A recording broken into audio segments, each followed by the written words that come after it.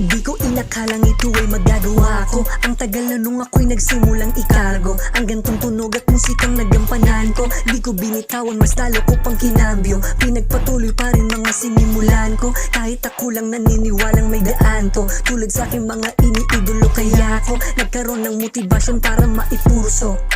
Daming mga naranasan ko, hindi ko malimutan. Mga nagsabi sa akin na patuloy lang sa mga nasimulang mga nilakaran, mga dinaanang madami mang harang, mga sinaunang mga naniwala. Pero di na kailangan pa na imulat at ipagmuka, kasi alam nila kung sino lang ang tunay. Ginawa ko lang ng ginawa ng ginawa, kahit na paulit-ulit mga salita. Di ko kailangan ng mga pansamantala, mga stage, mga tools nakakahiya.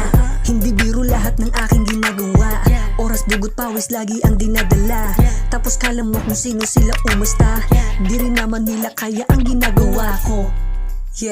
Ito na aking kinalakihan, kaya para sa akin ito'y di na bago. Alam yan ang mga tunay sa akin, kaya kung ika'y hindi bago, pabad di na bago. Kung baga tinatalo ko na lang sarili ko, habang mga tao na nakapalibot sa akin alam ko kung paano sila mag-isip. Pero hindi ko na lang pinapatulan sarili ko, pati musika tinututukan. Sabi nga nila ganyan talaga pag nakuha mo nang makilala, dami din sa iyong hatak. Pababa, pero hindi nila magawa. Mga sumubok di pa rin dama ang pagbangga. Walang magawa, huwag na magtangka, gumawa ka rin ng obra na may halaga.